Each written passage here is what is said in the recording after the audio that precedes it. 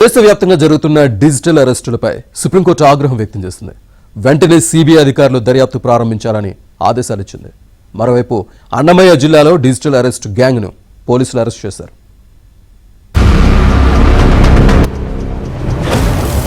దేశంలో digital arrest స్కామ్లు విపరీతంగా పెరిగిపోతున్నాయి. కొంతమంది సైబర్ నేరగాళ్లు ప్రభుత్వ అధికారులమంటూ జనాలను భయపెట్టి డబ్బులు దోచేస్తున్నారు.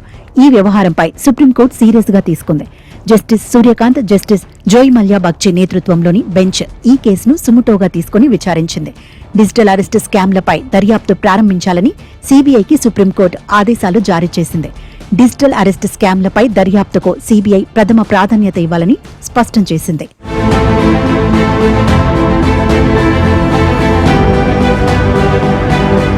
2025లో డిజిటల్ అరెస్ట్ కేసుల సంఖ్య బాగా పెరిగిపోయింది. పెద్ద పెద్ద చదువులు చదివిన వాళ్లు, సెలబ్రిటీలు సైతం డిజిటల్ అరెస్ట్ స్కామ్ల బారిన పడుతున్నారు. లక్షలు, కోట్ల రూపాయలు పోగొట్టుకుంటున్నారు. ఈ నేపథ్యంలోనే సుప్రీంకోర్టు డిజిటల్ అరెస్ట్ స్కామ్లపై దృష్టి సారించింది.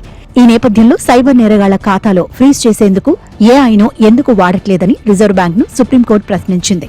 ఈ కేసుల్లో పాన్ ఇండియా స్థాయిలో ఒకే తరహాలో దర్యాప్తు ఉండాలని కేంద్ర దర్యాప్తు సంస్థ సీబీఐకి సూచించింది.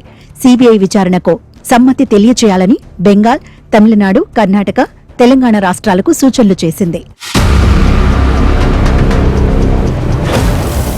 ఈడీ అధికారులుగా నటిస్తూ డిజిటల్ అరెస్ట్ పేరిట మోసాలకు పాల్పడుతున్న ముఠాను అన్నమయ్య జిల్లా పోలీసులు అరెస్ట్ చేశారు.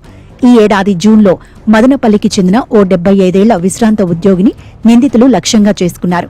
మీ పేరు మీద సీబీఐ, ఈడీ కేసు నమోదైందని ఫోన్లో బెదిరించారు. బ్యాంకు ఖాతాలో పొరపాటున 48 లక్షలు పడ్డాయని, వాటిని వెంటనే వెనక్కి పంపకపోతే అరెస్టు చేసి ఢిల్లీకి తీసుకెళ్తారంటూ భయభ్రాంతులకు గురిచేసి 48 లక్షలు కాజేశారు. దీంతో మోసపోయానని తెలుసుకున్న ఆయన మదనపల్లి పోలీసులకు ఫిర్యాదు చేశారు. దర్యాప్తు చేపట్టిన పోలీసులు రాయచోటిలో స్పెషల్ ఆపరేషన్ నిర్వహించారు. స్థానికంగా ఉండే పఠాన్ ఇంతియాజ్ ఖాన్, షేక్ అమీన్, షేక్ ఇర్షాద్ అనే 3 నిందితులను అరెస్ట్ చేసినట్లు అన్నమయ్య జిల్లా ఎస్పీ ధీరజ్ కునుబిల్లి తెలిపారు.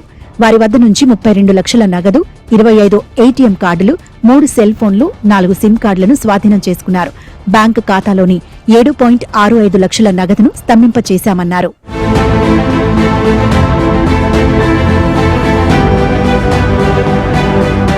గత కొంతకాలంగా దేశంలో డిజిటల్ అరెస్టులు కలకలం సృష్టిస్తున్నాయి. తాము ప్రభుత్వ అధికారులమంటూ నేరగాళ్లు ఆడియో, వీడియో కాల్స్ చేసి బాధితులను భయపెట్టి డిజిటల్ అరెస్ట్ చేస్తున్నారు. బెదిరించి కోట్ల రూపాయలు కొల్లగొడుతున్నారు. డిజిటల్ అరెస్ట్ కారణంగా తాను కోటి కోల్పోయానని హర్యానాకు చెందిన ఓ వృద్ధ మహిళ వేసిన కేసు నేపథ్యంలో కొన్ని రోజులుగా సుప్రీంకోర్టులో విచారణ జరుగుతోంది.